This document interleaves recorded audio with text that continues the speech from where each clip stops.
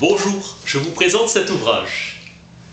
Christian Werner, La philosophie de Schleiermacher.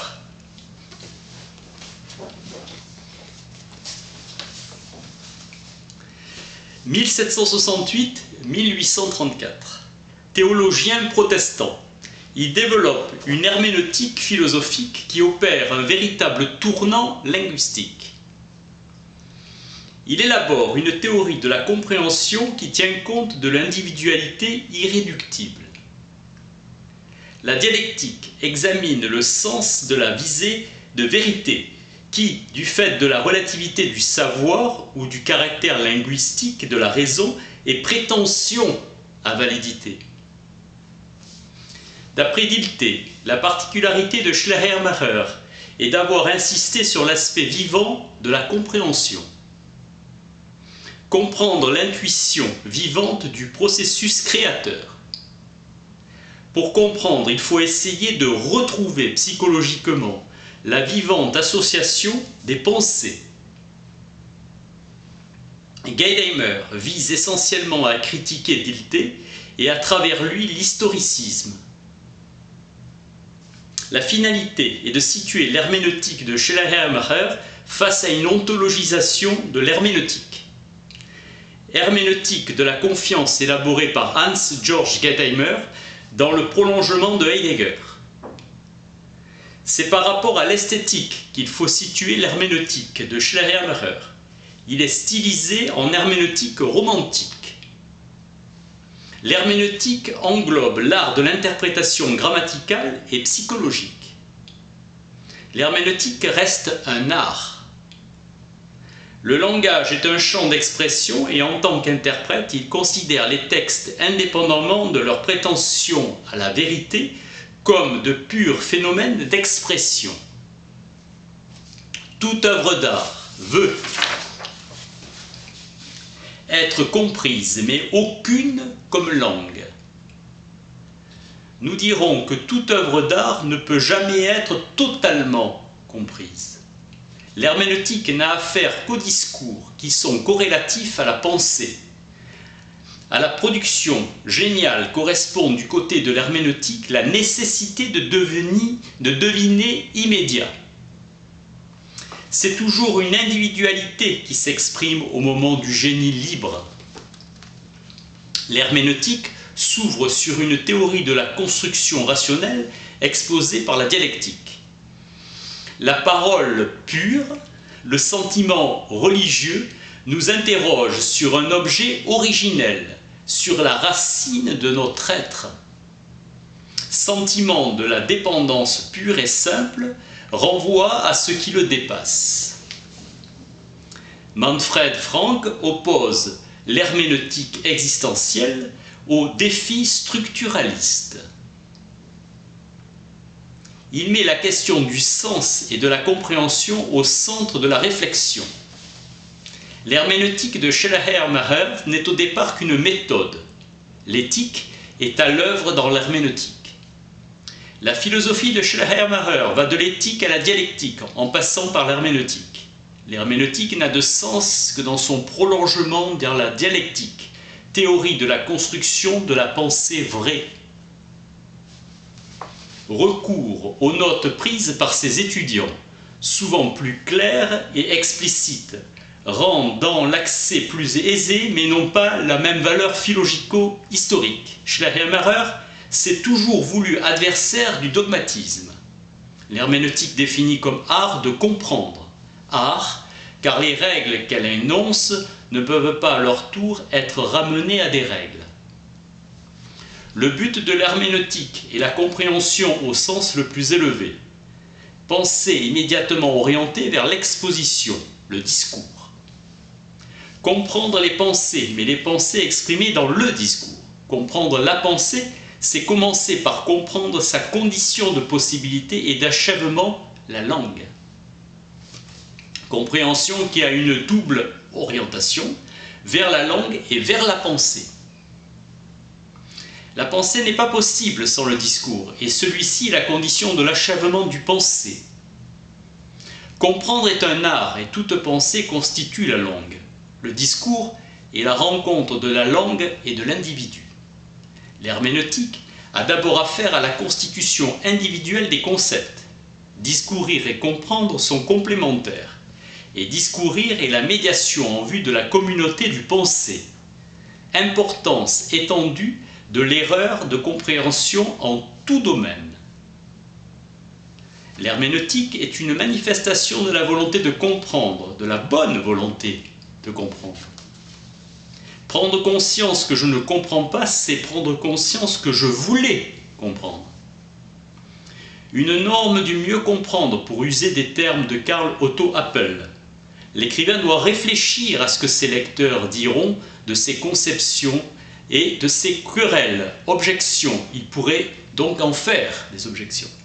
Dialogue avec son lecteur supposé. Montrer que l'individu se réalise moralement comme personne. Importance de l'herméneutique dans une perspective philosophique. L'art de traduire. Tout échange externe est conditionné par des traductions. L'irrationalité des individus ne peut être compensée que par l'unité de la langue et l'irrationalité de la langue que par l'unité de la raison. La grammaire est la structure propre à une langue dans un contexte historique donné. La grammaire représente une universalité relative dans laquelle les individus pourront trouver la possibilité d'un accord. L'essence de l'interprétation consiste à envisager le discours non pas à partir de la langue comme système, mais à partir de l'individu qui construit le discours, de l'homme qui parle. Ce qui présuppose la connaissance de la langue, l'interprétation grammaticale.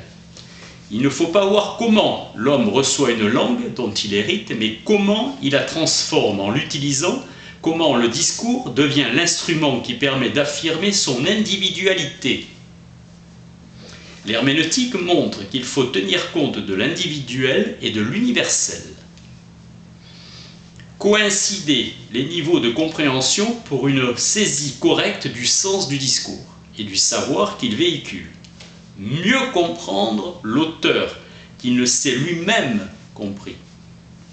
Mise en rapport de la grammaire avec la dialectique. La seule vérité que vise l'herméneutique est celle du sens. Schleiermacher, penser et parler doivent être identiques.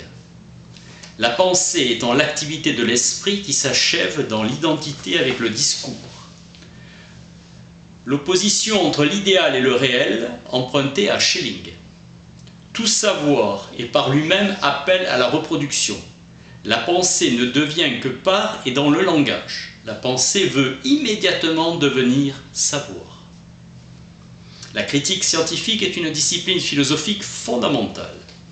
La continuité du savoir permet l'élévation et le perfectionnement éthique.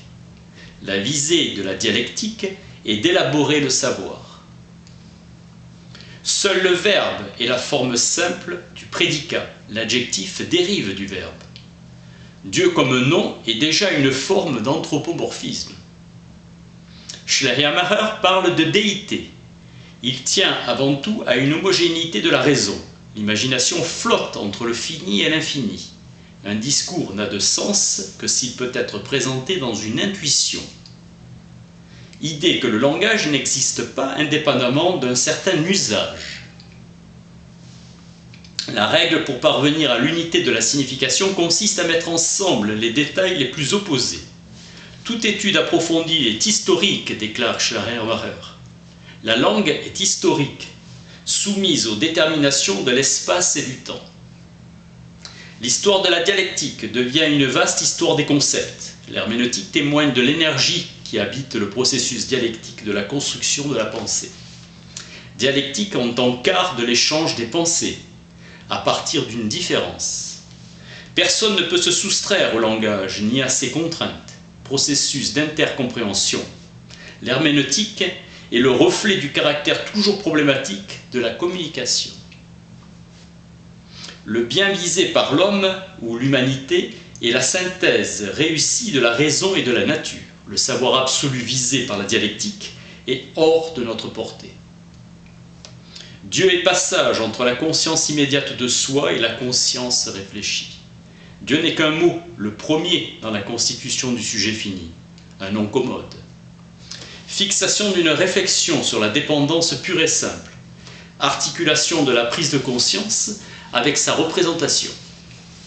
Passage du sentiment à l'entendement, l'expression de la transcendance rend possible la formation du sujet fini. La conscience de soi est conditionnée par la parole intérieure, le dire « je ». La communication se forme entre le « je » et le « tu ». La communauté est dans le langage. L'homme est organisation et intellect, unité postulée, Kant, où la volonté particulière doit être conforme à la volonté universelle. En 1805, l'éthique est une exigence de la raison pratique. La philosophie pure doit être dans l'équilibre le plus parfait entre la physique et l'éthique. Philosophie pure, premier nom de ce qui sera appelé dialectique. Andreas Ernst avait les notes de Varnhagen, étudiant de Schleiermacher. L'éthique est la science de l'histoire, de l'intelligence comme apparition. Science des principes de l'histoire. L'histoire est celle de l'apparition de l'esprit. Savoir dans son apparition phénoménale, fidèle à Hegel, où même chose sont l'être et la pensée, Parménide. L'esprit coupé de la finitude tout en la constituant est absolu. L'esprit fini est l'esprit qui est sorti de soi. La réalité est l'immédiateté de la conscience finie. Dans la pensée finie, l'absolu est immédiatement donné sous la forme de la négativité. À travers l'historicité, l'esprit mu par la négativité finit par se nier lui-même et se supprimer dans la négation de la négation. L'infini n'est accessible que dans la foi religieuse, absolue comme idée régulatrice qui engendre un devoir-être. C'est là où l'esprit est télos. L'éthique prend la mesure de l'inexistence d'un savoir objectif absolu. La difficulté est que la raison n'est pas un objet de l'expérience. Elle ne nous est pas donnée. L'éthique ne s'intéresse à la nature qu'à partir de l'homme, effet de la raison humaine dans toute la nature terrestre. Le bien suprême pourrait être conçu comme une culture achevée. Il est de la nature de l'homme de tendre à l'expression. La raison est présente dans une dissémination, dans les individus qui doivent se réunir pour la réaliser. L'erreur de Platon est d'avoir situé le bien dans l'État, alors que l'État est une communauté bâtie sur le mensonge et la passion. Définition capitale de l'éthique comme devenir nature, toujours déjà commencé, mais jamais achevé de la raison. L'expression trouve son apogée dans l'art. La perception est une action, une excitation de l'organisme. Chez l'homme, le langage est une réaction à celle-ci. Le langage est ainsi naturel. La conscience du langage est le savoir du savoir. Le sentiment trouve son achèvement dans la religion, où il est en sa pureté absolue. Le savoir comme visée d'universel trouve son accomplissement dans la philosophie comme savoir suprême. Tendance à communiquer naturelle en l'homme qui aspire au passage de la nature à la raison. L'herméneutique relève de l'idéal pratique, de la prudence qui tient à la fragilité du savoir. La recherche du savoir est éthique, car elle m'attache à l'autre, que je dois reconnaître dans son identité morale, son irréductible singularité. L'anthropologie finit par l'emporter sur tout rêve d'accomplissement de l'ontologie, et elle condamne l'homme au sens, à la construction pour la raison. Christian Berner, La philosophie de Schleiermacher. Merci.